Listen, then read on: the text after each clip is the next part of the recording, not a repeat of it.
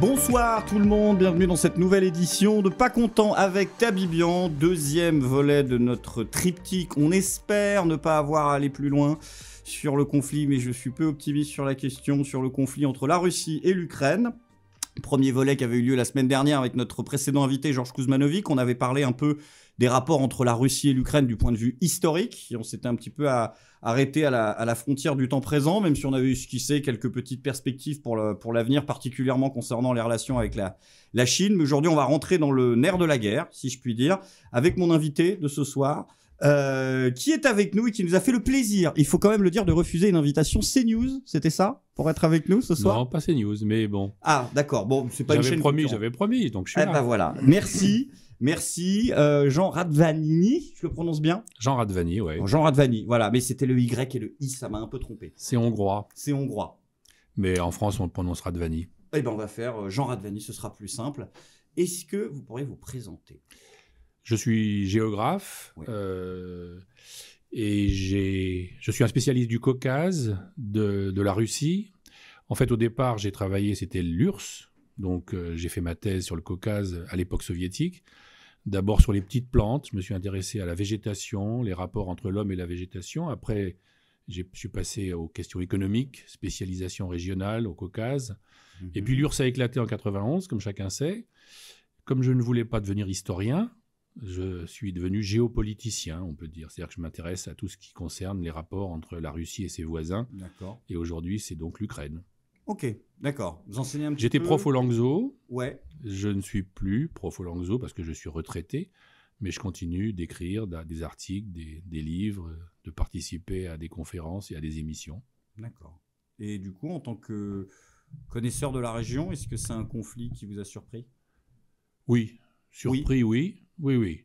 C'est-à-dire qu'on voyait bien entendu monter les tensions de part et d'autre, enfin surtout du côté russe, et les réclamations et les revendications des Russes.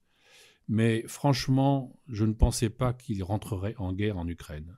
Non. Et je pense au demeurant que c'est une erreur et que c'est une impasse. Mais en même temps, il faut prendre Vladimir Poutine au mot. Il l'a prouvé à plusieurs reprises. Et on a sans doute négligé la personnalité, la complexité de la personnalité de Poutine. Et donc, un de ses caractères, c'est quand même la volonté de montrer sa puissance, la puissance d'une Russie renouvelée. Je ne suis pas sûr que l'épisode ukrainien permette de préserver cette puissance. Je pense qu'au contraire, il risque en fait de l'affaiblir. Ah, bah justement, parler de la personnalité de Poutine, c'est assez intéressant parce qu'on voit beaucoup... j'ai été surpris, peut-être pas, mais en tout cas déçu de voir beaucoup d'analyses sur des plateaux de télévision qui se limitent à un constat souvent simple. Poutine est fou. Très souvent, j'ai même vu des psychologues qui, en mépris de toute forme de respect pour la déontologie qu'impose la profession, se permettaient de dresser des bilans psychiatriques de Vladimir Poutine. Et souvent, parfois, les médias occidentaux présentent Poutine comme un fou, voire même d'ailleurs comme un homme atteint d'une folie religieuse. L'Obs a fait un papier là-dessus pour parler de folie religieuse. Et assez souvent, il est vrai, même si bien sûr il y a des exceptions, quand on invoque la folie, la religion, l'irrationnel pour expliquer les actes des uns et des autres, c'est qu'en général, on n'a pas vraiment envie de penser ou de s'interroger sur notre part de responsabilité. Donc du coup, ma question, elle est simple. Est-ce que Poutine, il est fou, ça part d'un coup de tête, ou est-ce que c'est calculé, quitte à l'être froidement? Non, je crois qu'il n'est pas fou. Alors, je reviendrai sur le fait qu'il y a un certain nombre de choses qui ne paraissent pas forcément rationnelles. Je crois que, surtout, il est dans une autre logique. Il a une autre formation, une autre logique que nous, que les Occidentaux. Et donc, il faut essayer de rentrer dans sa logique pour comprendre ce qu'il est, ce qu'il veut et comment il agit. Parce que sinon, on se plante. Alors, je ne pense pas qu'il soit fou, vraiment. En même temps, il y a certains aspects qui sont apparus au moment de cette crise, récemment, là, tout récemment, et qui intriguent et qui posent des questions. Alors, moi, je ne suis pas médecin non plus et je ne suis pas psychologue ni psychiatre, donc... on l'a vu, son visage, de temps en temps, il est un peu gonflé, de temps en temps, il a dégonflé. On pense à d'autres équivalents, on pense à, je sais pas, à Pompidou ou à d'autres, peut-être qui suit un traitement médical, mais qui n'en suit pas. Mais ce n'est pas ça qui est essentiel, au fond. Visiblement, il est quand même en capacité de gouverner, de prendre des décisions et de discuter avec des partenaires, dont notre président. Donc, par contre, la façon dont récemment il a organisé sa présence, y compris médiatique, est assez saisissante. La table de 6 mètres de long, pas seulement pour Macron ou pour Scholz, mais aussi pour son ministre de la Défense et son ministre des Affaires étrangères, c'est assez extraordinaire. Alors qu'on a des tas d'images d'avant. Alors, bon, Lavrov lui-même a dit c'est à cause du Covid, il se préserve, peut-être, sans doute. En même temps, alors ça c'est un aspect. Ce qui m'a frappé le plus, c'est avant la déclaration qu'il a de guerre, enfin avant qu'il annonce la guerre, il y a eu une séance du Conseil de sécurité russe. On le voit, donc il est seul dans la grande salle Saint-Georges, c'est une des grandes salles du Kremlin, ronde. Lui, il est seul à une table et devant lui, mais à une distance très respectable, il y a tout le Conseil de sécurité, je ne sais pas, ils sont 20, 30, des ministres, le maire de Moscou et d'autres. Et la façon dont il s'est adressé à eux est très surprenante. D'abord, ce jour-là, son discours paraît embarrassé. Visiblement, il n'a pas de prompteur pour ce discours-là, qui est bref, qui est assez bref. L'admission de l'Ukraine à l'OTAN, eh bien, nous considérons que la menace pour notre pays sera beaucoup plus importante. La Douma vient de voter une décision demandant à Vladimir Poutine de reconnaître l'indépendance des 2 régions sécessionnistes du Donbass. Et donc c'est ça qui est à l'ordre du jour du Conseil de sécurité russe. Et il prend la parole, il explique un certain nombre de choses. Et son discours, quand on l'entend en russe, il est embarrassé, il hésite, il trébuche sur les mots, il y a des silences. Ce qui n'est pas habituel. Ce qui n'est pas habituel. Alors c'est vrai que d'habitude, je pense comme tous les présidents, il a un prompteur, donc évidemment il a des textes tout préparés, et là il lit pas, il parle librement. Et donc voilà, et alors en même temps, après, il y a une séance de questions-réponses avec quelques-uns des intervenants qui sont absolument extraordinaires. En particulier, il y en a un qui torture visiblement. Или признавать суверенитет их. Говорите прямо. Ils sont tous, à part Lavrov, le ministre des Affaires étrangères, et Shoigu, le ministre de la Défense, qui eux savent ce qu'ils veulent, savent ce qu'ils disent. Les autres sont quand même un peu intimidés, on a l'impression, intimidés, comme un rapport de maître à élève. Et là, il en torture un de façon caricaturale, c'est-à-dire l'autre bredouille, il hésite, il hésite à dire vraiment tout ce que son maître attend. Et l'autre le pousse jusqu'à ce qu'ils disent oui, je. Et alors, y compris, il joue sur la grammaire russe. Поддержу предложение о признании. Поддержу или поддерживаю? Говорите прямо, Сергей. Поддерживаю предложение. Так и скажите, да или нет? Поддерживаю предложение о вхождении Донецкой и Луганской народных республик в состав Российской Fédération. Et l'autre est complètement liquéfié. Et à mon avis, il ne fera pas de vieux os. Ouais. Et donc, ça, et là, on voit apparaître un côté... et Poutine sourit comme un chat avec ses griffes comme ça. Ça, c'est de la perversion. C'est quelque chose qu'on avait déjà vu face aux oligarques, avec le rendez-moi mon stylo.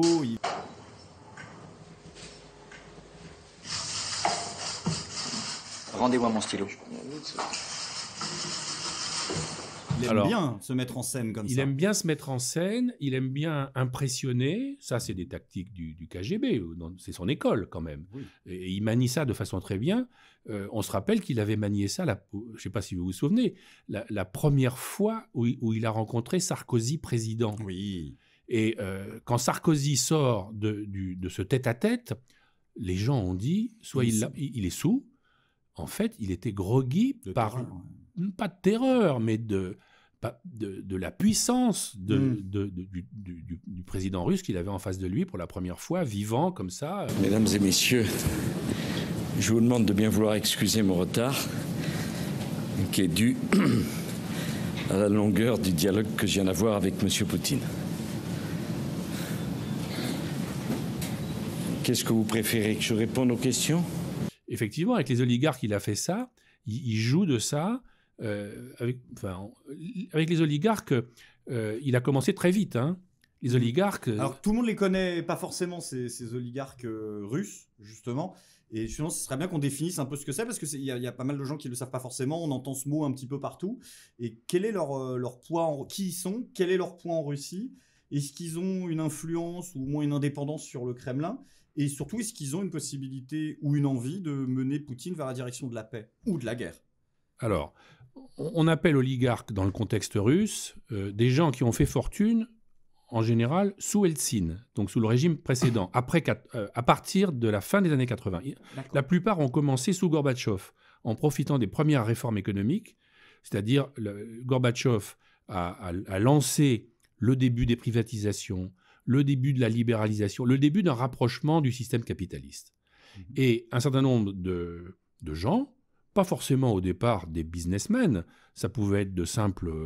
il y en a, c'était des chercheurs, des intellectuels, des comptables, ont pigé qu'il y avait un truc à faire. Ça fait longtemps qu'ils ne pouvaient pas faire ça, et ils sont lancés dans le business. Import-export, business avec les ordinateurs, parce que c'était à la mode, etc., etc. Et puis après, ils ont commencé, en profitant des privatisations d'Eltsine, ils ont racheté des banques, des journaux, et ils sont donc les oligarques, c'est ceux qui ont profité de cette libéralisation du régime russe entre Gorbatchev et les premières réformes libérales d'Eltsine pour s'enrichir et pour prendre des secteurs clés de l'économie russe. Eltsine les a beaucoup aidés en 1996. Il était en difficulté pour sa réélection et il a demandé à quelques-uns de ces oligarques qui, en plus de secteurs économiques, avaient racheté des journaux et des télévisions, il y avait beaucoup de télévisions privées à ce moment-là en Russie, de l'aider à gagner les élections. D'accord. Et le deal, ça a été, si vous m'aidez, si je gagne les élections, après, je vous donne les meilleurs morceaux du gâteau russe. C'est-à-dire, on fera une privatisation des secteurs clés de l'économie avantageuse pour vous. Ces oligarques-là, de l'époque, attention, on est en 1996, l'ont aidé, il a été réélu, et effectivement, il leur a permis de prendre des positions clés dans le pétrole, dans les minerais, dans la sidérurgie, dans l'aluminium, dans les banques, etc., dans le commerce extérieur, etc., etc., et dans les médias. Et donc, ce sont devenus des groupes un peu analogues aux groupes occidentaux, évidemment, agissant sur le marché international et s'en mettant plein les poches. C'est clair. Quand Poutine arrive au pouvoir, quand il est élu président, il est élu en mars 2000, et une des premières choses, il fait pas mal de choses, une des premières choses qu'il va faire, il invite 12 ou 14 de ces oligarques, il y en a en gros, enfin des vrais, il y en a peut-être entre 10 et 20, mettons. Okay. Il les invite. Donc ce serait chez nous l'équivalent d'inviter Bolloré, le CAC 40. Le CAC 40. Le CAC 40. Il invite, Pinot, voilà, toute la bande. Okay. Il invite les patrons du CAC 40 russe, l'équivalent, à une conversation. Et en gros, on a des comptes rendus de cette réunion, juillet 2000. Et en gros, il dit, voilà, on sait comment vous vous êtes enrichi. Celui qui dit ça, attention, c'est le président en exercice qui vient d'être élu, et c'est l'ancien patron du FSB, donc il sait doublement, l'héritier du KGB. Donc il sait parfaitement, les dossiers, il les connaît. On sait comment vous vous êtes enrichi, sous-entendu, pas toujours proprement. Il y a eu toutes sortes de choses. Hein. Il y a eu l'affaire avec Eltsine, il y a eu des pillages, il y a eu des meurtres, enfin beaucoup de choses. On sait comment vous vous êtes enrichi. On est prêt à passer l'éponge, en gros, à une condition. Vous ne faites plus de politique et vous vous occupez des intérêts de la Russie. Vous mettez votre richesse au service de la Russie et du redressement de la Russie. Sinon... Car c'est son programme. Il n'y a pas de sinon. Mais, alors, il y en a 2 ou 3 qui tout de suite critiquent et s'en vont. Par exemple, Berezovsky, un des oligarques qui a joué un rôle essentiel, parce que il faisait de la politique avec Eltsine, qui part à Londres. Il s'était exilé pour échapper à la justice russe qu'il avait dans le collimateur et vivait entre Londres et le sud de la France depuis 2000. Selon sa dernière interview parue dans Forbes, il était déprimé et souhaitait plus que tout rentrer dans son pays. Boris Berezovsky avait tout perdu ou presque. Il était passé d'éminence grise du Kremlin, homme d'affaires ultra puissant, à exilé, ruiné, farouche opposant de Vladimir Poutine mais sans grande influence. Il y en a d'autres qui partent en Israël. Il y en a un qui décide de rester et de s'opposer à Poutine, et il va se retrouver, c'est le principal propriétaire des pétroles russes, et il va se retrouver 8 ans en prison, avant d'être expulsé. Au nom justement des magouilles qu'il avait fait avant ? Non, alors on met diverses choses sur son dos. D'abord, il s'est opposé frontalement. Il a décidé qu'il s'opposerait. Il le dit, il déclare, je ne suis pas d'accord avec cette politique. Il a des médias qui vont jouer un rôle contre Poutine. En même temps, il a fait, je pense, une chose qui a provoqué peut-être plus encore. C'est un gros producteur. Sa compagnie, c'est un gros producteur de pétrole. C'est le major russe de pétrole. Il va décider que, contrairement à la politique nouvelle décidée par Poutine, il va lui-même vendre son pétrole sur le marché occidental sans passer par les réseaux officiels du gouvernement russe. D'accord. Et je crois que c'est ça qui va lui être... ça, c'est un point vraiment de non-retour. En tout cas, il va être condamné, il va être arrêté, condamné, 8 ans de prison, et finalement expulsé de Russie. Et il est... Donc, voilà. Alors, les oligarques, oui, bien sûr, ils jouent un rôle. Entre-temps, il s'est passé quand même pas mal de choses. Vladimir Poutine, en quelques 30 ans de règne... Oui, ce bras de fer, il l'a gagné, du coup. Il l'a gagné. En 30 ans, il l'a gagné. Il l'a gagné. Il l'a gagné et il a repris le compte. Alors, ces oligarques existent encore. Ils jouent des rôles importants dans des secteurs clés. Sidérurgie, aluminium, charbon, énergie, agriculture, médias, mais ils sont sous contrôle. D'accord. C'est-à-dire que s'ils ne jouent pas le jeu, et ce jeu, il est double, ne pas critiquer Poutine et mettre une partie des bénéfices et de leur fortune au bénéfice de la croissance russe. S'ils jouent ce jeu, ils continuent. Sinon, on a vu divers épisodes, il y en a auxquels on a saisi des avoirs, des entreprises. Voilà, il y a un jeu de chat et de souris, et en gros, c'est Poutine qui a gagné. Ok. Donc du coup, des oligarques, un Poutine qui est à 15 mètres de ses ministres quand il parle.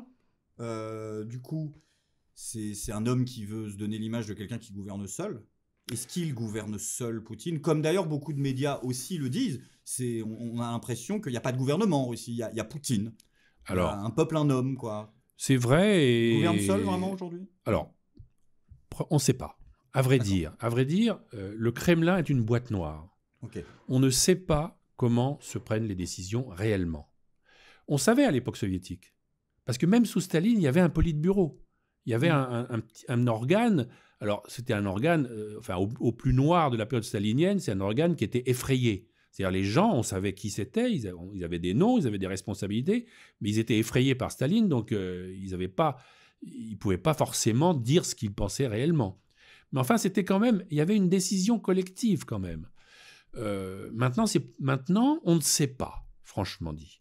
Alors, bien sûr, il y a un président, il y a une administration présidentielle, toute puissante, qui a gonflé depuis l'arrivée de Poutine. Elle était déjà assez importante sous Eltsine. C'est pas Poutine qui a créé ça. Hein. Elle était déjà assez importante sous Eltsine. Elle est devenue pléthorique. Et au fond, c'est l'administration présidentielle qui décide de tous les éléments essentiels du système. Mais comment ça se passe à l'intérieur de cette administration présidentielle ? C'est-à-dire quel type de réunion ? Par exemple, personne aujourd'hui ne peut dire combien de gens voient Poutine physiquement ou par visio par jour. On ne sait pas. Okay. Et en même temps, il y a un gouvernement qui a un rôle. Le ministre des Affaires étrangères est actif, le ministre de la Défense, il est actif. Ce sont des gens qui ont des responsabilités, qui jouent un rôle. S'ils font un truc de travers, ils sont éliminés. Il y a eu des changements de gouvernement réguliers. Donc, mais au fond, on a l'impression, et ça c'est la façon dont aussi Poutine se met en scène, que c'est lui qui décide de pratiquement tout. C'est lui qui a le final cut. Ok. Donc du coup, il résiste bien aux pressions intérieures. Et en ce qui concerne les pressions extérieures, parce qu'on a un ministre de l'économie qui, avant de se rétracter, a dit qu'il allait faire, je le cite, s'effondrer l'économie russe. Je ne vois pas vraiment comment Bruno Le Maire pourrait y arriver, à moins de devenir ministre de l'économie de la Russie. Non, Est-ce que vraiment, aujourd'hui, les sanctions économiques, elles existent déjà, et surtout, est-ce qu'elles sont de nature à faire flancher les Russes ou même tomber les Russes, comme les sanctions économiques et la guerre avaient fait tomber Ahmadinejad? Alors, jusqu'à la période récente, cette période qu'on vit actuellement, j'étais très dubitatif sur les sanctions. D'accord. Il y a eu des sanctions déjà auparavant, il y a eu des sanctions à l'époque soviétique, et il y a eu des sanctions en 2008, il y a eu des sanctions en 2014 avec l'annexion de la Crimée, etc., un peu plus fortes. Et on a vu que ça n'a pas eu d'influence réelle sur l'économie russe. Ça a même eu parfois des effets bénéfiques pour les Russes parce que ça les a obligés à mobiliser un certain nombre de ressources qui n'étaient pas vraiment, en particulier dans le domaine agricole, qui nous concerne, nous, Français, parce qu'il y avait effectivement une situation assez catastrophique de l'agriculture russe. Ils achetaient beaucoup de produits d'importation, et là, ils se sont mobilisés vraiment, et ils ont mis le paquet pour remonter l'agriculture, et aujourd'hui, pratiquement, non seulement ils sont indépendants sur la plupart des choses, pas sur les trucs exotiques, évidemment, sur les matières exotiques, mais ils sont devenus un des 2 premiers exportateurs de céréales. Donc, ça c'est un des effets paradoxaux et bénéfiques des sanctions de 2014, enfin, d'un groupe de sanctions comme ça. Alors, moi, je ne crois pas, je doute un peu. Bon, Bruno Le Maire, quand il dit ça, il ne parle pas de la France, il parle des sanctions de tout l'Occident, d'une part. Ces sanctions n'ont jamais été aussi fortes et aussi cohérentes, ciblées et organisées hors guerre froide, bien sûr, depuis 1991. Alors, à la fois, je dirais qu'elles vont avoir une influence importante, sans doute, selon certains secteurs, en particulier dans le domaine financier. En même temps, premièrement, les Russes s'y attendaient. Parce qu'ils savent bien le type de choses qu'on peut faire. Donc, ils s'y attendaient et ils ont pris un certain nombre de mesures préalables. C'est-à-dire que, par exemple, ils ont des systèmes... Au fond, c'est une des logiques essentielles de Poutine, et c'est un des axes à la fois de sa propagande et des critiques qu'il annonce à l'Occident, c'est le problème de la souveraineté.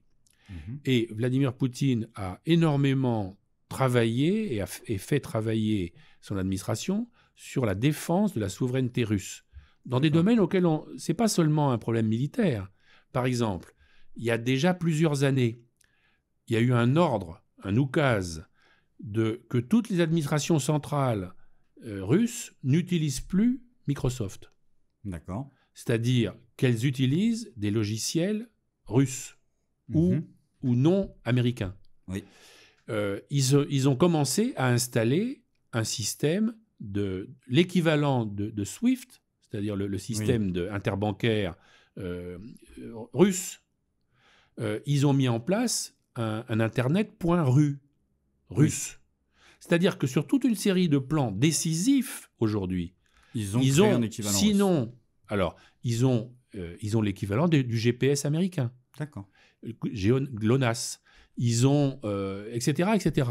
Dans toute une série de domaines extrêmement importants, stratégiques, ils ont pris les devants depuis des années. D'autre part, ils ont accumulé des réserves monétaires, d'or, très importantes. Je me souviens que l'année dernière, il y a un économiste qui s'était interrogé parce qu'il y a eu la crise du Covid.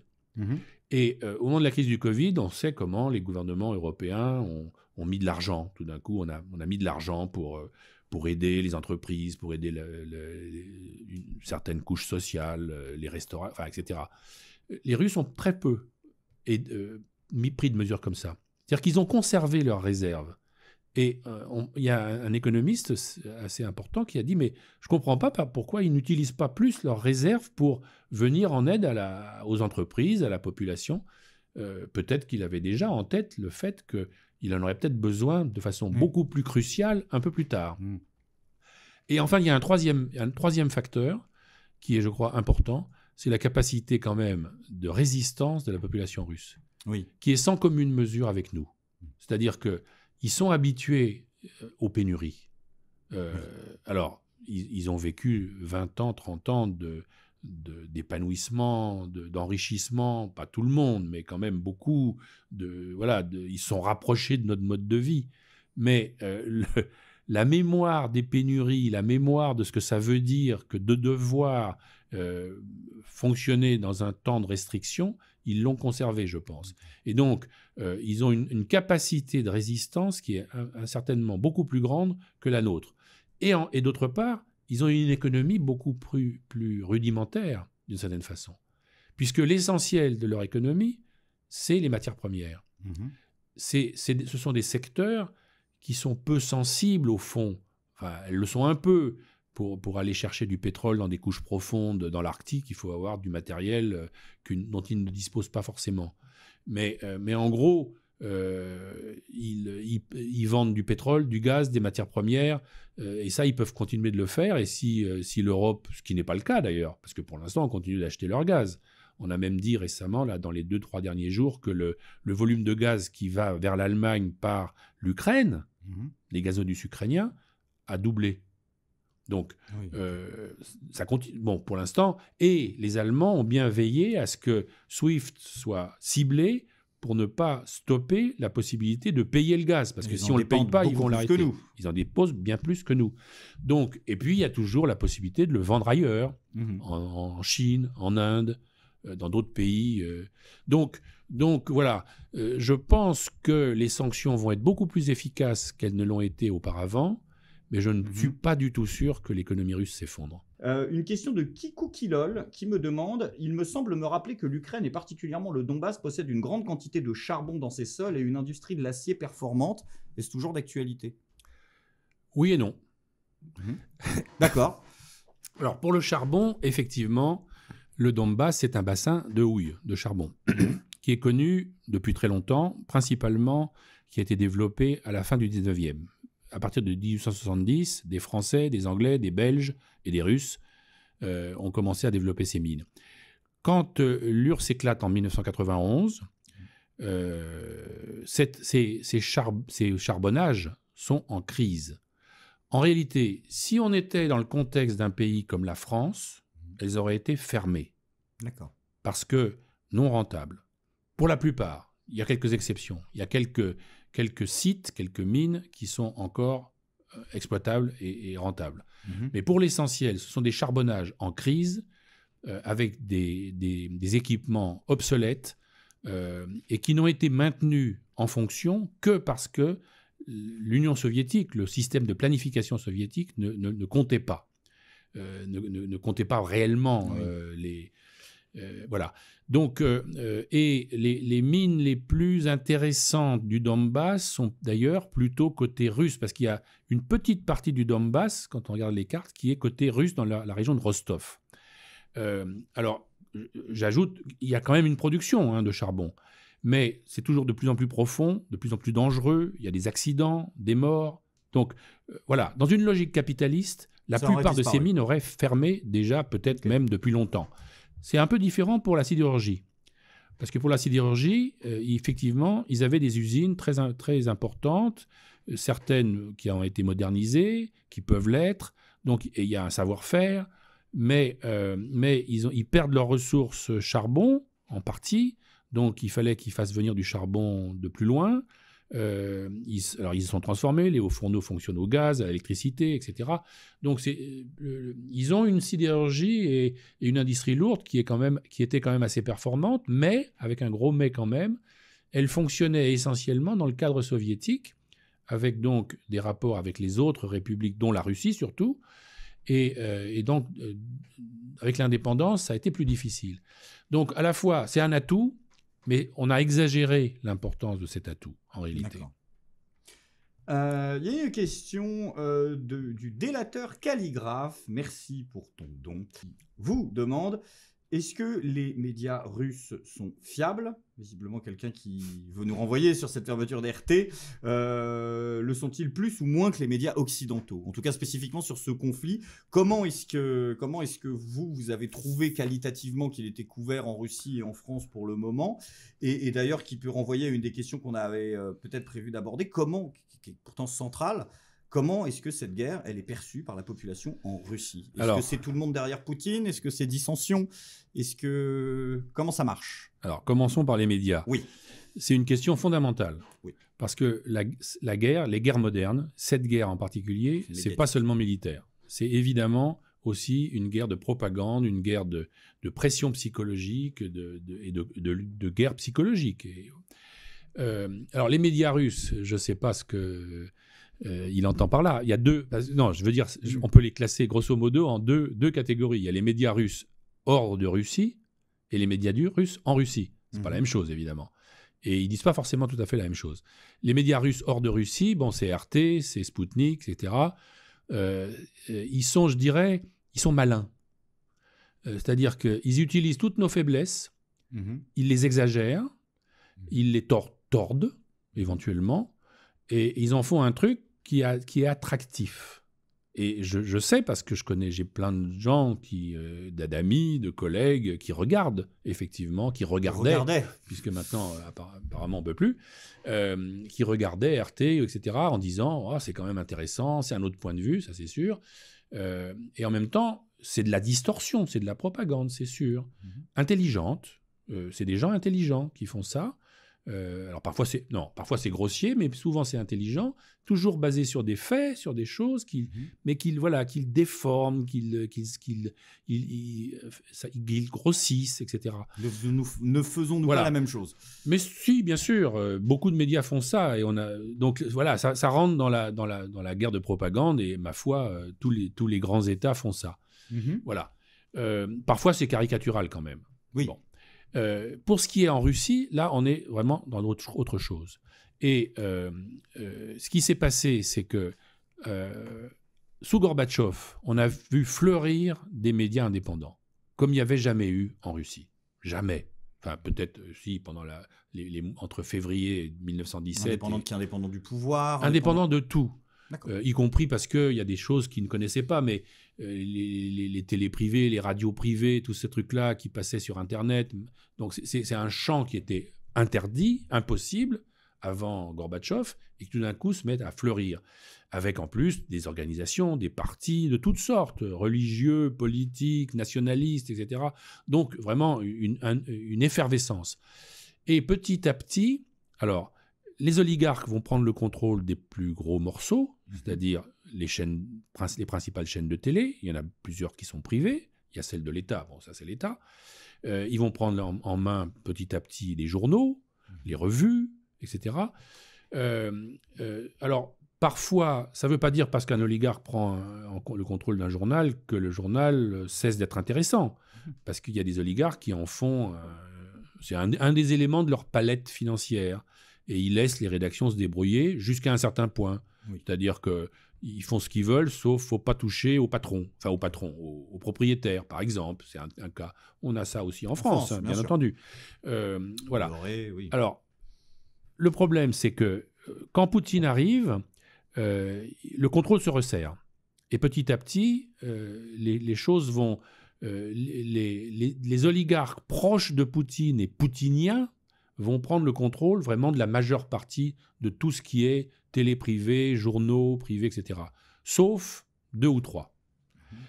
Jusqu'à ce conflit, il restait une chaîne de télévision à peu près libre, qui s'appelle Dozhd, la pluie. Elle vient d'être fermée. Il restait une radio très intéressante, Echo Moskvy, l'écho de Moscou, qui vient de s'aborder volontairement, parce que les conditions de fonctionnement n'était plus possible pour eux, C'était de longue date ou c'est par rapport à... Non, c'est là, aujourd'hui. Oui, mais c'est par rapport à ce qui se passe en ce moment. Bien entendu. D'accord. Okay. Et il y avait un journal vraiment d'opposition, Novaya Gazeta, le nouveau journal, disons, dont le rédacteur en chef vient d'avoir le prix Nobel de la paix. Et il y a eu, au début de la guerre, là, un ordre du ministère de la Communication, pour aller vite, qui a dit aucun journal, les journaux russes, journaux, télévision, radio, etc., ne doivent passer des informations sur la guerre que venant du ministère de la Défense russe, et les mots guerre, invasion, agression ne doivent pas être utilisés. C'est compliqué pour parler d'une guerre. Ça devient compliqué. Et on parle de Военная операция, une opération guerrière. Et Poutine lui-même, il parle pas militaire. de guerre. Non, il utilise son propre langage. Il utilise l'opération. On connaît ça, hein, en Algérie. Oui, il n'y avait pas de guerre. Maintien de la paix. Voilà. Et la plupart des journaux s'y sont conformés, sauf les 3 que je mentionnais. Alors, il y en a quelques autres, je dois dire, parce que j'ai regardé la presse russe tous ces derniers jours. Il y en a qui ont essayé de jouer. Parce qu'on peut jouer, évidemment. Les Russes savent très bien ça. Et comme ils ont toujours eu affaire à la censure, ils savent jouer avec les mots. Donc, ils trouvaient une façon de ne pas prononcer le mot ou de le mettre entre guillemets. Enfin, bref. Donc, il y a ceux qui ont un peu joué. Il y a ceux qui ont... Alors, il y a ceux, c'est incroyable. Vous voyez, des journaux aujourd'hui, il n'y a rien sur la première page. Il n'y a pas de guerre. D'accord.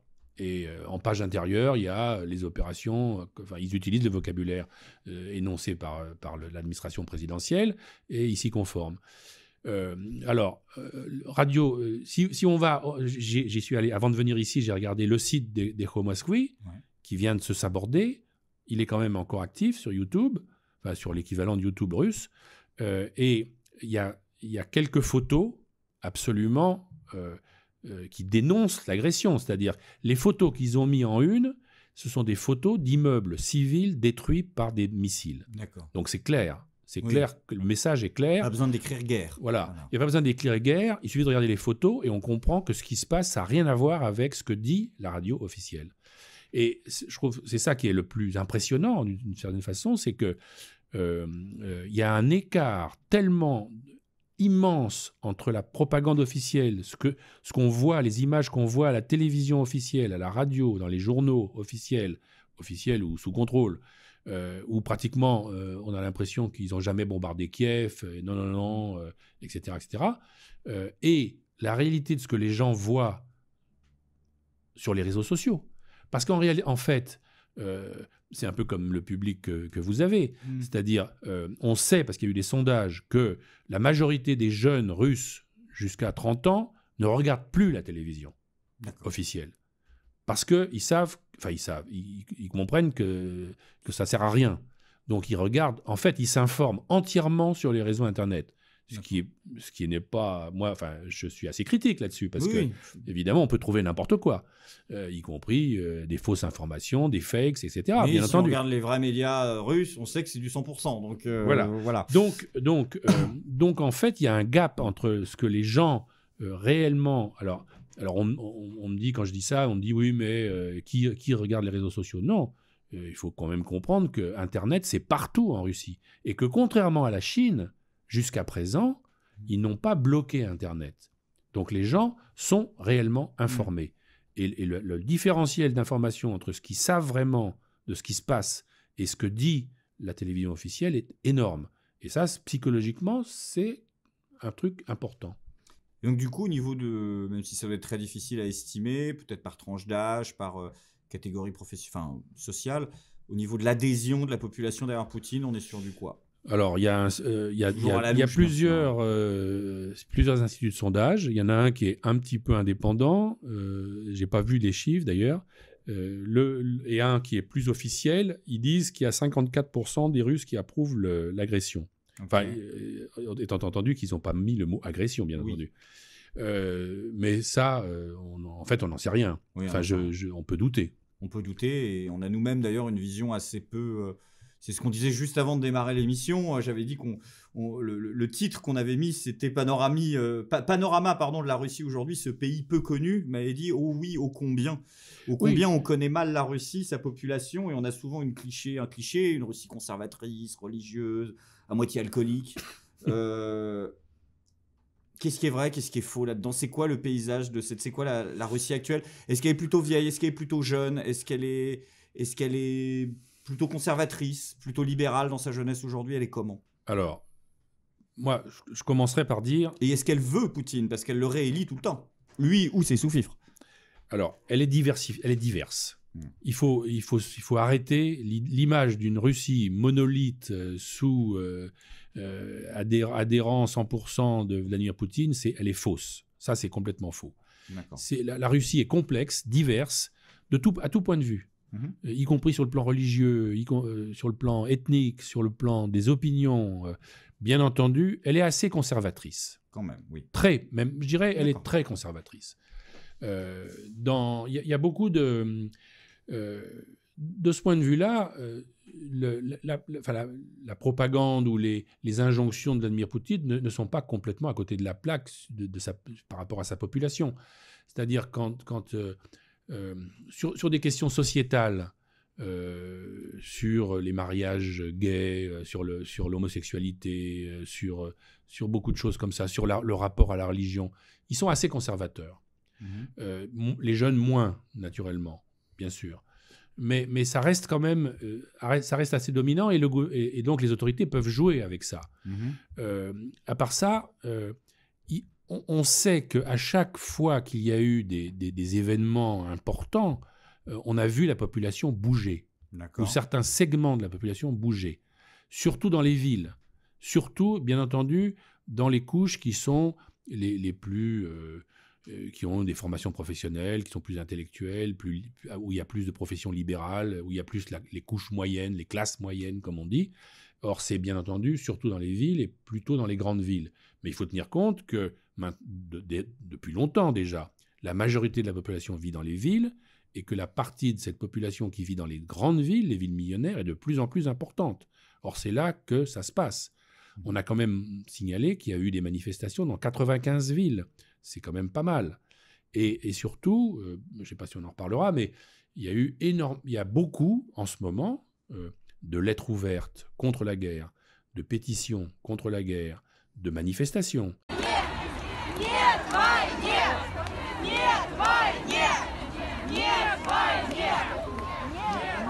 De gens isolés qui sortent, par exemple, qui mettent une écharpe bleue et un anorak jaune, c'est-à-dire les couleurs de l'Ukraine, sans pancarte, sans rien. Simplement, ils sont ils sont dans le métro et ils sont habillés bleu et jaune, comme par hasard.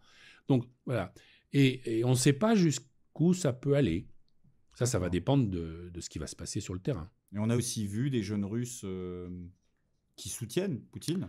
Certainement. Il y a eu notamment la marque Simaland qui affiche fièrement son soutien. Il y a un mouvement nationaliste fort en Russie aujourd'hui ? Oui, il y a plusieurs même mouvements nationalistes qui sont assez forts. Opposés entre eux ? Ils sont concurrents, disons. Il y en a qui soutiennent Poutine, il y en a qui sont critiques de Poutine, il y a divers courants. On parle des Russes, là. Parce que, attention, il y a toujours les non-Russes qui sont minoritaires, mais qui sont importants dans certaines régions. Mais enfin, en tout cas, il y a un nationalisme russe qui, à l'époque soviétique, était interdit pratiquement, et qui aujourd'hui ressort de façon assez forte, qui a organisé certaines manifestations, y compris vraiment à côté du Kremlin, presque sur la place Rouge, qui a choqué et le pouvoir et les médias. Et donc, il y a eu un balancement. Ils ont laissé se développer ces mouvements nationalistes russes. Et puis là, après ces manifestations qui ont été assez violentes, ils les ont un petit peu calmés. Il y avait les skinheads, il y avait les fans de foot, des choses qu'on connaît ailleurs. Comment justement ces nationalistes pro-Poutine arrivent à trouver leur place dans une Russie qu'on voit des Tchétchènes au front au cri d'Allahu Akbar ? Parce qu'en France, ce serait quand même transposé en France, ce serait quand même très difficile, ce serait bizarre.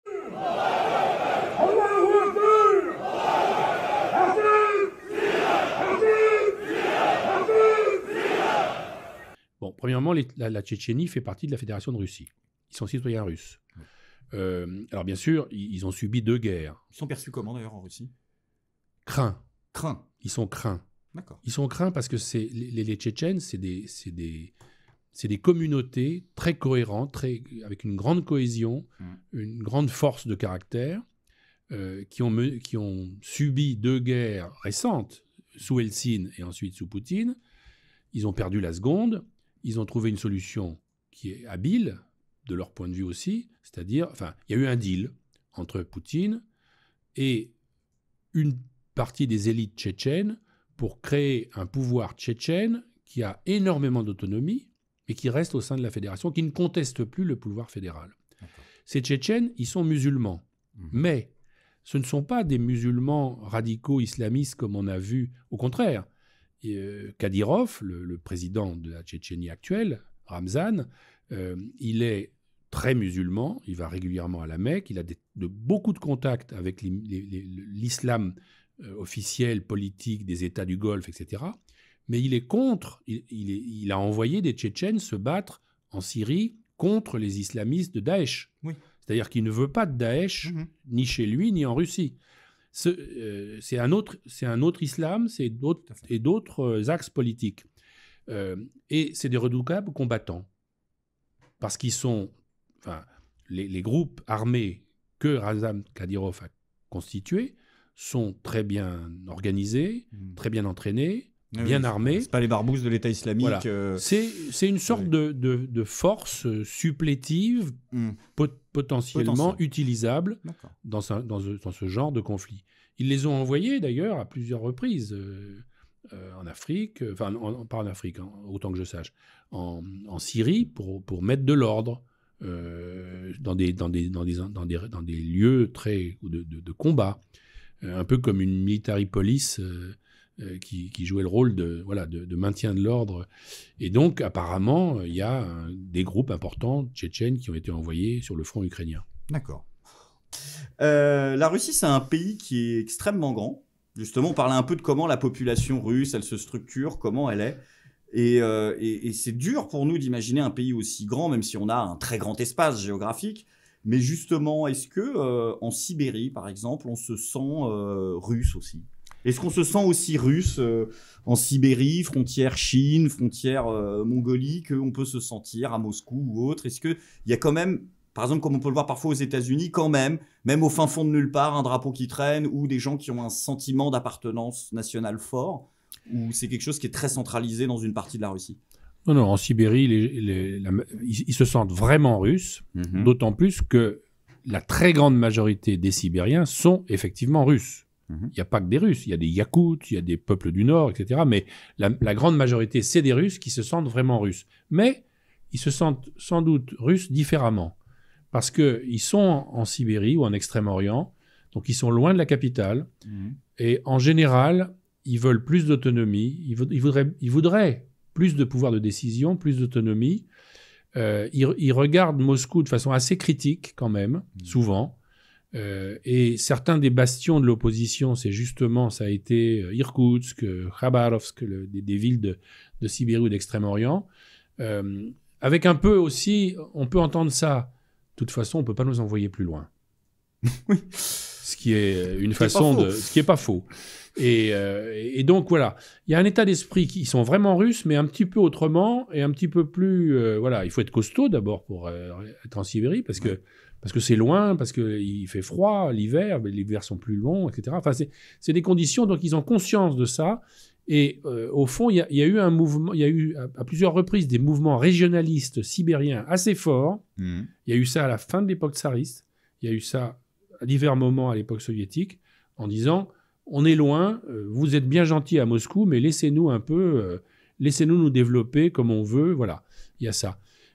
Pour l'anecdote, il y a un des oligarques qui, hier, avant-hier, je ne sais plus, a dit on pourrait peut-être transférer la capitale en Sibérie. Au moment de la guerre. Non, c'est... Et il a une position, il a pris une position, c'est Deripaska, c'est pas n'importe qui, c'est le patron de l'aluminium russe, qui a demandé à ce qu'on ouvre des négociations. Enfin, il fait partie des 2 ou 3 oligarques qui, là, ces jours-ci, ont pris des positions qui semblent indiquer que ça leur plaît pas tout à fait, cette guerre et les conséquences qu'elle a et les sanctions. D'accord. Ils ne sont pas exprimés ouvertement contre la guerre, mais c'est une façon en même temps d'être un peu différent. Ok. Justement, parlant de différent, on a une question de Lixor44. Merci pour ton don, qui nous dit « Quelle est la puissance du Parti communiste russe et que pense-t-il de la guerre ?» Alors, c'est le deuxième parti. 30%, je crois. Mais voilà, entre 20 et 30%. Donc c'est une force quand même. Et ils ont beaucoup d'élus, ils ont quelques gouverneurs, pas beaucoup, parce que les conditions électorales sont telles que les partis d'opposition sont difficiles, mais ça fait partie des quelques partis qui ne font pas partie du parti au pouvoir, Russie Unie, qui sont à la Douma, qui sont dans les instances donc dirigeantes, mais on considère que c'est l'opposition, je ne sais pas comment on peut dire ça, molle, achetée, molle, voilà. Voilà. Et dans la pratique, ils n'ont pratiquement jamais vraiment joué leur rôle de parti d'opposition. Sauf que, enfin, c'est pas sauf que, mais récemment, à propos de la guerre, le chef de ce parti communiste russe, Zyuganov, a fait une déclaration extrêmement favorable à la politique de Vladimir Poutine en Ukraine aujourd'hui. D'accord. Mais il y a 2 députés de la Douma du Parti communiste qui, eux, ont dit, il y en a un qui a dit ça de façon très claire, il a dit « J'ai voté pour qu'on reconnaisse l'indépendance des républiques autonomes de Lugansk et de Donetsk, mais je n'ai pas voté pour la guerre, et je suis contre la guerre. » Et ça a fait grand bruit parce que c'est quand même un député de la Douma, officiel du Parti communiste, et il est évident que le pouvoir craint que le Parti communiste ne bascule, parce que ça serait... quelque chose. Oui, parce que même s'ils sont très minoritaires, c'est un vrai parti d'opposition qui a des organisations partout dans le pays. Et ça aurait évidemment un certain sens. D'accord. Mais ce n'est pas le cas. C'est pas le cas pour le moment. Oui. Justement, toujours puisqu'on en a parlé de camp, de famille politique, une question de Kiwi, que je remercie pour son don. Quel est le camp politique du président de l'Ukraine? Gauche, droite, extrême droite? C'est une coalition. Oui. Alors on sait que lui n'était pas du tout un homme politique. C'était un... Je sais pas comment on peut dire. Entertainer. Un amuseur qui faisait des séries de comédie, en fait. Je faisais mon boulot, en fait, le mec au départ. Et sauf qu'il est devenu un vrai homme politique dans cette affaire tragique. Et tout le monde est à la fois reconnaissant, surpris par la façon dont il tient son rôle aujourd'hui. C'est une coalition où il y a beaucoup de choses, de gens très divers, évidemment qui sont tous plutôt pro-occidentaux, pro-européens, pro-OTAN, etc., qui demandent l'adhésion de leur pays à l'OTAN. Au début, dans cette coalition, après les événements de 2014, il y a eu effectivement, et Poutine joue là-dessus, il y a eu des partis néo-nazis en Ukraine, réellement. Ils sont complètement minoritaires. Et donc, le fait de dire que le gouvernement... Ils n'ont pas gagné, ils ont quelques pourcents. Et quelques sièges, quand même, quelques sièges et quelques représentants dans certains gouvernements au départ. Donc, c'est une réalité. Il faut quand même que les Ukrainiens assument leur diversité politique. Mais c'est évident que quand Vladimir Poutine demande la dénazification de l'Ukraine, c'est absurde. C'est-à-dire ça ne correspond à rien de réel, parce que c'est des mouvements qui existent, mais qui sont complètement minoritaires, marginaux. Ok. Donc c'est un terme exagéré. C'est ce qu'on disait la semaine dernière avec Georges Kuzmanovic. C'est une réalité. Il y a une exagération autour de ce qui en est fait. Merci à Bren pour ton don, qui me demande, vous pensez que Poutine va s'arrêter où dans ce conflit?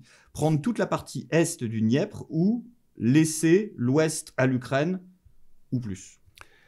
Ça, c'est vraiment une question Madame Irma, à laquelle personne n'a la réponse.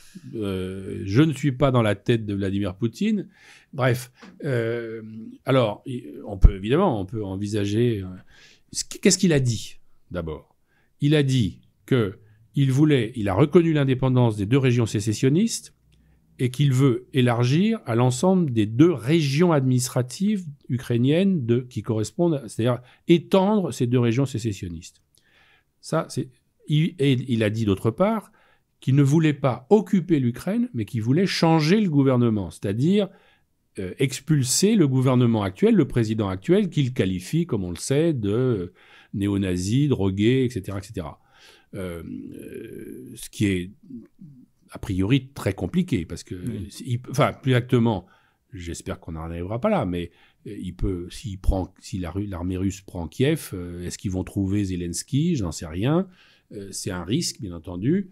Mais ce que je considère, c'est qu'ils risquent de se retrouver dans une situation comme les Américains à Saïgon quand ils ont mis en place un régime fantoche, c'est-à-dire complètement haï par la population, et il va y avoir une situation intenable, c'est une impasse.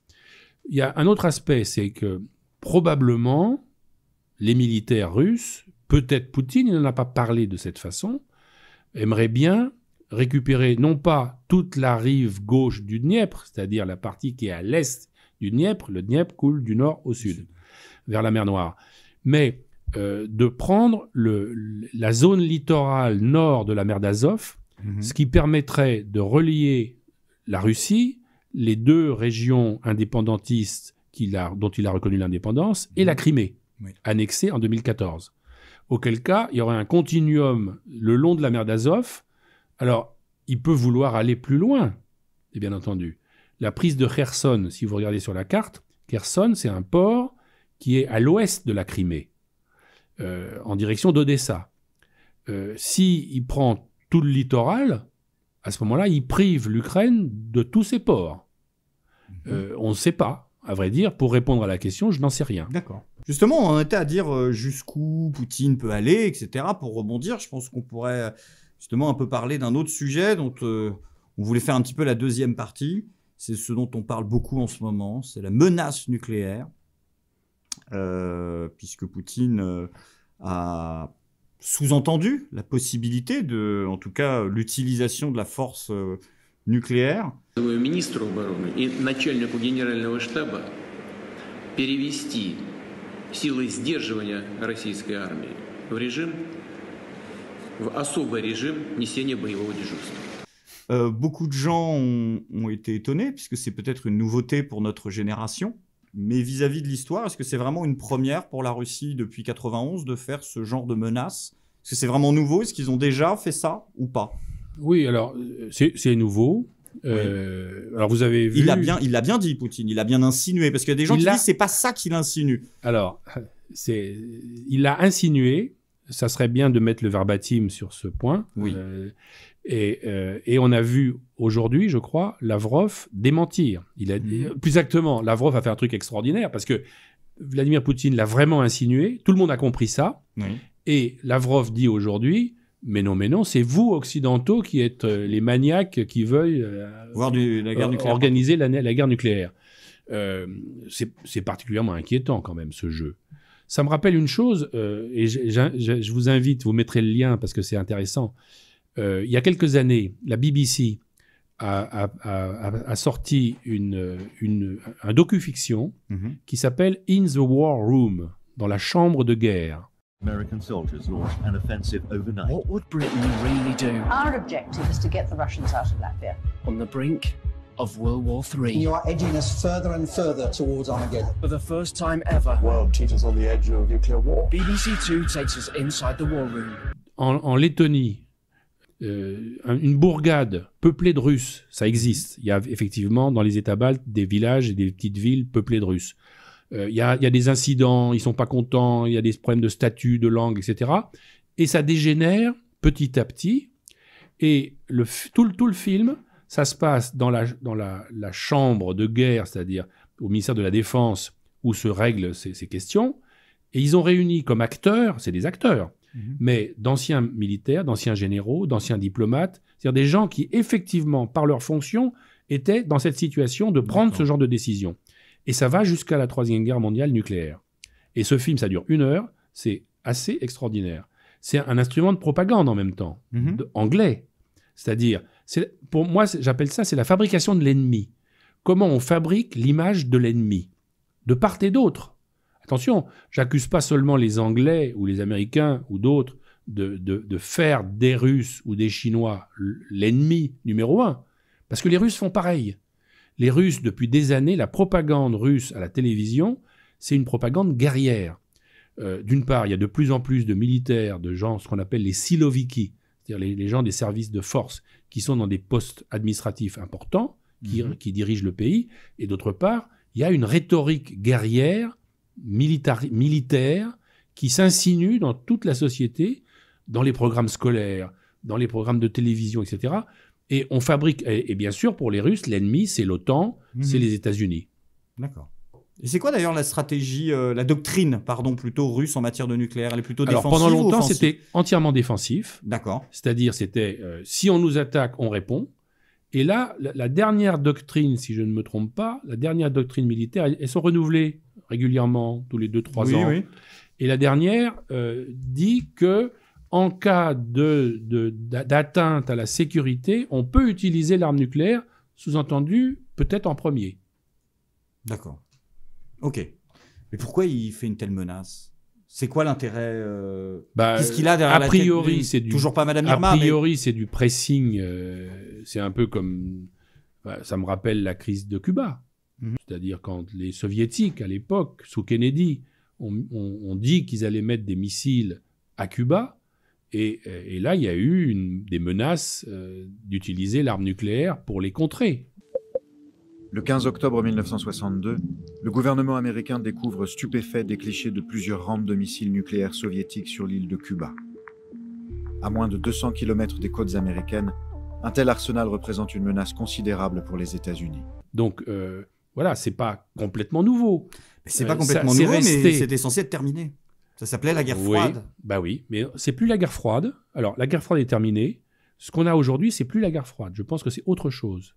Parce que là, bien sûr, on a l'impression qu'il y a deux camps, en gros. Il y a le camp occidental, les Américains, l'OTAN, tout le monde occidental, unis contre l'agression russe en Ukraine. Ce qui est légitime. Mais en même temps, c'est plus compliqué que ça. Parce qu'on sait bien qu'on est dans un monde qui est en cours de redéfinition. De rebipolarisation peut-être même non, avec deux grands axes, non, je ne pense pas. De multipolarisation. Parce qu'il y a la Chine, il y a la Russie. On voit que la Russie a quand même elle est capable d'agir, malheureusement, et parfois, voilà, même si c'est une impasse. Il y a la Chine, il y a l'Inde, il y en a d'autres. Donc, on va vers une période très troublée et très difficile, où vont se redéfinir les équilibres mondiaux. La suprématie américaine va être de plus en plus remise en cause. Ça, c'est objectif. Par la Chine sur le plan économique, financier, technologique, par la Russie sur le plan militaire, concrètement, là, et par d'autres. Les Américains ne veulent pas perdre cette suprématie, mais elle va s'affaiblir, c'est inévitable. Alors, de deux choses l'une, soit on fait des coups, et Vladimir Poutine fait un coup. Il fait un coup brutal. Ça fait longtemps qu'il demande à ce que, en 2007, il y a eu un discours célèbre à Munich, où Vladimir Poutine a dénoncé la politique américaine dont il disait, lui, que c'était une politique visant à une suprématie d'une seule superpuissance sur le reste du monde. Однако, что же такое однополярный мир? Как бы ни украшали этот термин, он в конечном итоге означает на практике только одно. Это один центр власти, один центр силы, один центр принятия решения. Et qu'il rejetait. Et depuis 2007, les Russes disent il faut qu'on se mette autour de la table et qu'on redéfinisse les structures globales de la sécurité européenne, d'abord, et mondiale. Ouais. Pour l'instant, on n'a jamais voulu répondre. Alors, bien sûr, ce n'est pas maintenant qu'on va répondre, parce que maintenant, il y a la guerre. Ouais. Non, ce n'est pas trop tard. C'est que maintenant, il y a la guerre, il faut arrêter cette guerre. Et il faut faire en sorte que cette guerre s'arrête le plus vite possible. Parce que c'est une impasse pour les Russes, et parce que c'est un drame pour l'Ukraine. Donc, il faut que cette guerre s'arrête. Donc, il faut faire tout ce qu'on peut faire, nous, alors, en disant, sans intervenir directement, par des hommes en tout cas, pour que cette guerre s'arrête. Mais après, il faudra bien quand même revenir aux problèmes structurels de définition de ce nouvel ordre sécuritaire. Et là, il faudra bien prendre en compte toutes les questions, et pas seulement notre point de vue. Peut-être aussi prendre le point de vue des Chinois, des Russes, des Indiens et d'autres. Justement, côté Europe, est-ce que cette offensive russe, elle va, selon vous, renforcer l'OTAN? Est-ce qu'elle va au contraire la diviser? Il y en a comme le général Desportes qui demande qu'on en sorte à nouveau, en tout cas du commandement intégré. Est-ce que c'est peut-être pas la porte de sortie qu'attendait l'OTAN, qui n'avait plus vraiment de raison d'exister, qui n'en a d'ailleurs toujours pas, de se retrouver une autre raison d'être face à une Russie de nouveau belliqueuse? Pour l'instant, c'est clair que ça la renforce. Pour l'instant, ça la renforce. Et ça va aboutir à l'inverse de ce que voulaient les Russes, au fond. Et c'est pour ça que c'est dramatique. À mon avis, c'est une erreur stratégique. Ils ont fait ça un coup de force qui à terme, hein, je ne dis pas qu'ils vont probablement gagner cette guerre, parce qu'ils en ont les moyens militaires, même s'il y a des tas de problèmes de logistique, tout ce qu'on veut, mais ils ont tellement... les forces sont tellement disproportionnées. Il faut espérer qu'ils s'arrêtent sans qu'il y ait un drame absolu, humain, et voilà. Mais il y aura des drames, évidemment. Il y en a déjà à Mariupol, à Kherson, à Kharkiv, etc. Et après, voilà. Et il faudra... donc ça renforce la cohésion de l'Occident et de l'OTAN en particulier. Ça renforce la cohésion de l'Union européenne. Jusqu'où ça ira, je n'en sais rien. Cette cohésion européenne, parce qu'il y a quand même... l'Europe à 27, c'est très, très, très compliqué. Et donc, est-ce que là, on est unis sur une question, l'aide à l'Ukraine, l'aide aux réfugiés, etc. Qu'est-ce qui se passera après quand on va revenir à une période plus normale? Difficile à dire. Et puis il y a l'ONU aussi, il n'y a pas que l'Europe. L'ONU qui a condamné en Assemblée générale l'offensive russe à la majorité, sauf la Chine, qui s'est abstenue. Comment est-ce qu'on peut l'interpréter, ce vote? Parce que justement, je vous disais, est-ce qu'on ne revient pas à une guerre de deux blocs, avec d'un côté l'Europe, les États-Unis, et de l'autre côté cette alliance entre la Russie et la Chine? Vous m'avez dit non, il y a plusieurs blocs, il y a la Russie et la Chine, mais il y a quand même une alliance structurelle, il y a quand même un pacte qui a été passé par Poutine avec la Russie, des contrats... 270 milliards qui sont signés tous les ans, on a un nouveau contrat de 100 milliards. On a un peu, c'est ce que disait Georges Kuzmanovic, lui c'est son interprétation en fait, qu'il nous donnait la dernière fois. Il nous disait, j'aimerais bien avoir votre avis dessus d'ailleurs, il disait, selon lui, il pense que la Russie, Gorbatchev, même les premières années de Poutine, voulaient vraiment se rapprocher des Occidentaux, et que, étant donné qu'ils se sont fait envoyer chier, pour rester polis, ils ont dit, on préfère signer un contrat avec la Chine, quitte à être second couteau, mais à être respecté, plutôt que de continuer comme ça. Il y a quand même, là, en tout cas, la Chine qui ne condamne pas, qui s'abstient en tout cas. La Chine s'est abstenue, elle s'est abstenue au Conseil de sécurité, et elle s'est abstenue à l'Assemblée générale. Les Chinois, en fait, sont... Alors, effectivement, il y a des chances que les Chinois soient les gagnants dans cette affaire. Parce que ça détourne l'attention des Américains, même si les Américains, c'est une grande puissance, ils sont capables de s'occuper aussi des Chinois, mais ça rend les choses compliquées. Et alors, ce qui est certain, c'est que notre non-réponse aux Russes pendant des années a fait que petit à petit, ils se sont de plus en plus rapprochés des Chinois. Ça, c'est sûr. Beaucoup d'experts, d'observateurs disaient, de toute façon, ça ne mènera pas très loin parce que la Chine et la Russie sont trop différents et trop concurrents, y compris, faut que les Russes y pensent aussi. Quand Vladimir Poutine tient son discours absolument extraordinaire sur l'histoire de l'Ukraine, dont il nie l'existence, en fait. Il nie l'existence de l'Ukraine et d'un peuple ukrainien. Lui, l'Ukraine, c'est voilà. Lénine Pour lui, qui l'a inventé. Voilà, c'est Lénine qui l'a inventé, etc. Ce qui est un non-sens historique, mais bon, c'est sa théorie. Sauf qu'il faudrait peut-être qu'il réfléchisse au fait que les Chinois, ils considèrent qu'une partie de l'extrême-orient russe font partie de leur terre historique. Et quand vous discutez avec des Sibériens et des responsables, ça m'est arrivé, en Sibérie, en Extrême-Orient, russes, ils vous disent, attendez, nous on est à la frontière, nous on sait ce que les Chinois pensent réellement et disent, y compris dans les manuels scolaires, quand ils mettent sur les cartes scolaires que telle région d'Extrême-Orient faisait partie à telle et telle époque de l'Empire chinois. Donc, mais il y a une alliance réelle, de plus en plus forte et de plus en plus efficace. Sauf que les Chinois sont embêtés, parce que ça ne les arrange pas, cette affaire. Toutes ces sanctions, la coupure des moyens de transport, le One Belt, la nouvelle ceinture chinoise, une partie passe par la Russie, passe par l'Ukraine, par les voies de chemin de fer, etc. Tout ça est coupé, ou va être coupé, ou est fragilisé, etc. Je pense que ça n'arrange pas les Chinois. Mais en même temps, c'est leur allié stratégique. Visiblement, Vladimir Poutine avait dit à l'ouverture des Jeux Olympiques, il avait dit à son homologue chinois ce qu'il allait faire. Et d'après des fuites diplomatiques, il semble que le dirigeant chinois lui ait dit pas avant la fin des JO. Bon. officiels, pas les paralympiques. Mais c'est pas quelque chose... c'est deux façons d'agir. Au fond, les Russes et les Chinois, tous les deux, veulent redéfinir la sécurité globale et les équilibres globaux, sauf qu'ils s'y prennent pas du tout de la même manière. Et c'est pas forcément la façon des Russes qui est la plus efficace.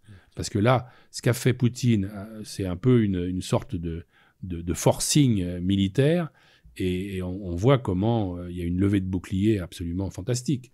Les Chinois, ils agissent de façon beaucoup plus prudente, plus calme, par des biais technologiques, économiques, financiers. Alors, attention, hein, il y a Hong Kong. Ce qu'ils ont fait à Hong Kong, ils ont bien vu ce qui s'est passé. Ils ont repris Hong Kong de façon brutale. Alors, il n'y a pas eu beaucoup d'effusion de sang, mais brutale. On n'a rien dit. Les Anglais n'ont rien dit, les Occidentaux n'ont rien dit. Alors, évidemment, Taïwan, c'est un petit peu différent. Il y a les prédictions, il y aura quelque chose ? J'en sais rien. Oui. J'en sais rien. C'est pas impossible. Ça va dépendre de l'issue. Ça va dépendre de l'issue de ce qui se passe en Ukraine aussi. En fonction de ce qui se passe en Ukraine, Taïwan non plus ne fait pas partie de l'OTAN. Hein. Il y a beau y avoir une aide américaine beaucoup plus importante que sur l'Ukraine, hein, et des porte-avions et des bases militaires tout autour, etc. Voilà, on ne sait pas. Si la France entre en guerre, est-ce possible ? Non. Non. Non. Je ne crois pas. Enfin, en dépit de ce qu'a dit Bruno Le Maire sur le fait qu'on était en guerre économique, mais ça, c'est pas. Il a été repris. Non, on n'est pas. On n'est pas envisageable. C'est parce que voilà. Mais on peut agir d'une autre façon. Et la diplomatie. Il faut quand même espérer que rapidement, le plus rapidement possible, on cesse d'être dans la période de guerre militaire et qu'on passe à la période diplomatique. Est-ce que la guerre et les sanctions en cours peuvent pousser Poutine à quitter le pouvoir ? Non, pas dans l'immédiat. Ça, c'est peu envisageable. Mais je pense que c'est quand même une fin de règne. C'est quelque chose qui... plus exactement, il y a des échéances électorales et autres. Après, ça va dépendre de l'issue de cette guerre. Qu'est-ce qui va se passer ? Combien de temps ça va durer ? Combien il y aura de morts ? Parce qu'il faut bien voir qu'il y a quand même des morts russes. Alors, ils ont donné quelques chiffres. Ils ont dit, je crois, 600 morts. 1500 blessés, je crois. Et 1500 blessés. Probablement ces chiffres sont faux, mais peu importe, c'est pas ça. Enfin, évidemment, c'est important. Il y a les mères de soldats qui s'agitent déjà. Les mères de soldats, c'était un mouvement qui est apparu au moment des guerres en Tchétchénie et qui a joué un rôle très important dans la société russe, c'est-à-dire les mères de jeunes soldats qui étaient morts au front en Tchétchénie et qui ont constitué une organisation très puissante, organisée. Et c'est difficile d'aller contre les mères de soldats. Surtout dans une société un peu conservatrice. Voilà. Donc, voilà, ça va peser. Déstabiliser peut-être. Ça peut déstabiliser, on n'en est pas là du tout. Qu'est-ce qui va se passer dans les milieux économiques si effectivement les sanctions sont un peu plus efficaces que d'ordinaire ? Il y a des gens qui perdent des plumes, il y a des secteurs qui vont être fragilisés, je ne pense pas qu'ils s'effondrent, mais qui sont fragilisés. Voilà. Tout ça, à la fois, ça va quand même fragiliser, ça peut fragiliser le pouvoir à terme, je dirais. Il y a une autre chose qui est très importante, je crois, et que ça qui va... L'image de Vladimir Poutine en Russie était jusqu'à présent celui qui a reconstruit la puissance russe, celui qui a redonné confiance au peuple russe, effectivement. En particulier les 10-15 premières années de son règne, de ses mandats successifs. Or là, pour beaucoup de Russes, pour lui-même, Vladimir Poutine, l'Ukraine, c'est quelque chose de très sensible, visiblement. Il est obsédé par l'Ukraine. Beaucoup de Russes, en fait, pour les Russes, l'Ukraine, c'est pas du tout anodin. Et c'est ça qu'il faut quand même comprendre. Pour les Russes, c'est vraiment quelque chose de... C'est des liens familiaux. Il n'y a pratiquement pas une seule famille russe qui n'ait pas de la famille en Ukraine. Donc c'est quelque chose, c'est comme une lutte fratricide. Et il y a des gens qui disent ça, il y a des textes qui paraissent, des lettres ouvertes où ils disent « Comment peut-on envisager de bombarder nos frères, nos Ukrainiens ?» Et Vladimir Poutine est en train de se donner l'image de celui qui a détruit l'amitié entre les Ukrainiens et les Russes, et celui qui va détruire des villes ukrainiennes et provoquer la mort de milliers d'Ukrainiens. Et ça va lui rester comme image négative définitivement. Alors là, on ne va pas réécrire l'histoire, hein, même si c'est peut-être une belle façon de conclure. Concernant les sanctions, n'aurait-il pas mieux fallu pousser sur les échanges commerciaux avec les Russes afin d'être interdépendants et avoir plus de marge de manœuvre aujourd'hui? Est-ce qu'on a vraiment à ce point-là fait... est-ce que les choix que nous avons faits vont nous posent aujourd'hui préjudice dans notre capacité effective à négocier? Pour les Allemands, je dirais oui, jusqu'à un certain point. C'est-à-dire que les Allemands, effectivement, ils étaient très dépendants du point de vue énergétique russe. C'est pour ça qu'ils ont construit quand même... Enfin, il est construit, Nord Stream 2, il est construit, sauf qu'il n'est pas mis en service, et il ne sera peut-être pas mis en service. Et d'autre part, l'industrie allemande a beaucoup investi en Russie et beaucoup vendu de voitures en particulier. Les Allemands, parce que donc ils sont bien embêtés. Ouais. Les Français aussi, hein, ils ont beaucoup investi. On est le deuxième investisseur étranger en Russie. Je ne dirais pas quand on voit comment on en parle de Poutine, avant ce conflit, j'entends, hein, très souvent. Oui, mais ce n'est pas seulement Poutine. On investit en Russie, on n'investit pas pour Poutine. On investit dans l'automobile, dans l'agriculture, dans l'agro-industrie, dans le luxe, etc. etc. Donc oui, on a fait ce qu'on a pu, je dirais, en fonction de nos propres craintes, en fonction... Le marché russe est un marché difficile, dangereux au départ, dans les années 90, difficile. Il y a beaucoup de firmes françaises qui s'y sont lancées, il y en a qui s'y sont plantées. Ouais. Par exemple, Auchan a réussi, Carrefour a raté. Voilà, des choses comme ça. On va voir. Mais l'interdépendance, évidemment, il y a une interdépendance qui existe, hein, parce que les Russes, l'essentiel du budget russe, c'est les hydrocarbures. Oui. Donc, et ça c'est une interdépendance, parce que nous, les Allemands surtout sont dépendants du gaz russe, mais les Russes sont dépendants de la vente de leur gaz à des pays comme l'Allemagne. Oui, donc, il y a quand même une interdépendance. Est-ce que si la France le souhaite, la Russie et la France peuvent faire un rapprochement diplomatique pendant, après ou avec le président actuel? Est-ce que aujourd'hui, est-ce que ça a entaché nos relations diplomatiques de façon irréversible tant que Poutine est là ou pas? Non, puisque notre président, tous les 2 jours, a une conversation. Aujourd'hui, il a encore parlé pendant plus d'1 heure avec Vladimir Poutine. Donc, les relations diplomatiques ne sont pas rompues.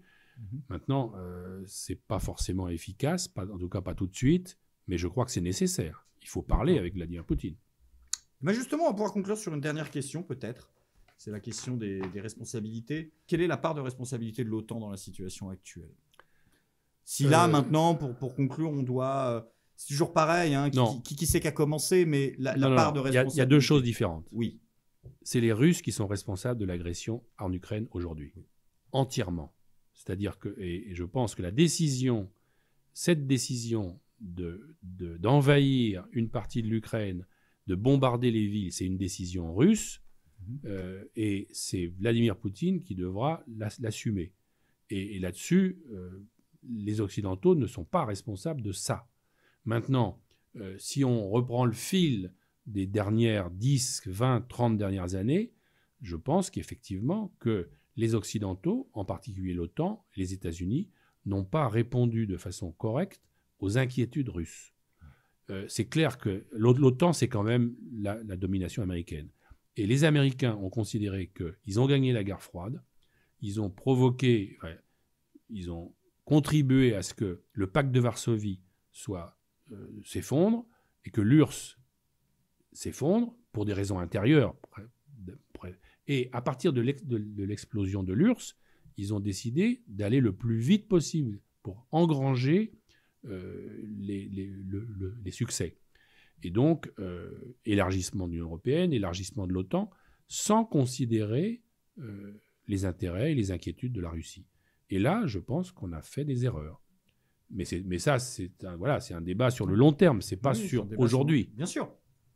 Mais c'était histoire justement de... Parce qu'il y a toujours des gens qui posent la question, qui demandent, mais c'est toujours beaucoup plus compliqué. Parce que l'invité, il est pro-russe, anti-russe, pro-Ukraine, anti-Ukraine. C'est toujours très compliqué de se positionner comme ça. Bien sûr qu'on est contre les actions militaires quand elles ont lieu. Est-ce qu'il y a quelque chose de... Comment dire ? De cohérent, de légitime dans les actions de Poutine ? Non. En Ukraine, actuellement, c'est complètement... Je pense que c'est une décision catastrophique pour l'Ukraine et pour les Ukrainiens d'abord, mais pour la Russie aussi. Parce que c'est une impasse. Il n'y a pas de solution militaire. S'ils gagnent la guerre, s'ils prennent Kiev, ils vont se retrouver, d'abord, ça va être très dur, il va y avoir des guérillas, des résistances, ils ne pourront pas mettre en place un pouvoir légitime en Ukraine, à leur botte, c'est-à-dire à la botte russe. Ouais. Et donc, ça va être une tragédie, et pour la Russie. Donc, je pense que c'est vraiment... Alors maintenant, je ne deviens pas anti-russe pour ça, mon problème, c'est pas ça. J'examine, j'observe ce qui se passe et j'examine les décisions qui sont prises par le pouvoir actuel russe. Moi, indépendamment de mon rôle, mon métier de géographe qui spécialise de la Russie, je suis un grand cinéphile et j'organise un festival de cinéma russe qui devait ouvrir le 21 mars. Non. On va peut-être quand même essayer de faire une séance parce que on a un concours. Donc, on montre des films russes de toute l'histoire du cinéma russe. Des films anciens que plus personne ne voit nulle part, qui sont magnifiques, et des films nouveaux. On a un concours.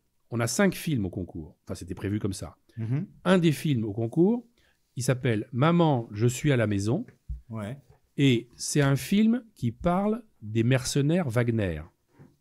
Pas avec ce titre-là, ce nom-là. Mm-hmm. C'est-à-dire l'équivalent de Wagner. Vous savez, les mercenaires russes qui ont été envoyés en Syrie, qui sont envoyés en Centrafrique et au Mali. Okay. Et c'est l'histoire d'une mère de soldats qui croit que son fils est parti dans une opération normale de l'armée russe, qui reçoit l'avis que son fils est mort et qui n'y croit pas. Et qui se bat pour savoir pourquoi son fils est mort, quand son fils est mort, comment il est mort. Elle veut son corps. Et commence un truc absolument terrifiant sur la société russe. C'est pour ça que moi, je veux défendre ces cinéastes russes qui aujourd'hui sont capables de faire des films comme ça. C'est-à-dire qu'ils sont des films qui décrivent de façon assez pointue leur société avec toutes leurs contradictions. Et justement, comme ça, on va conclure sur cette question-là. Est-ce qu'on n'est pas en train de créer une image du russe un petit peu similaire à l'image du musulman qu'on a créée après le 11 septembre? Il y a un peu ce risque-là. Quand on fabrique un ennemi, évidemment, c'est toujours très caricatural, c'est noir et blanc, bien entendu, alors que la réalité, elle n'est jamais noir et blanc. Mais malheureusement, Vladimir Poutine a choisi un mode d'action pour défendre ses inquiétudes et ses thèses sur la sécurité russe, qu'il dit-il est menacée. Il a choisi le pire instrument, c'est-à-dire la guerre contre un État voisin, souverain, et contre des populations civiles qui, évidemment, sont de plus en plus hostiles à la politique russe. Merci beaucoup d'être venu ce soir. Est-ce qu'il Merci y a à vous. quelque chose que vous auriez ajouté, que vous n'avez pas précisé, une actualité, votre actualité si vous en avez? On mettra le lien. J'espère que le festival de musique de film va pouvoir se tenir. Bien, merci beaucoup d'être venu. On se retrouve d'ici un jour ou deux pour un nouveau live solo sur Twitch et dès la semaine prochaine pour le retour de Je suis pas content. À tout de suite.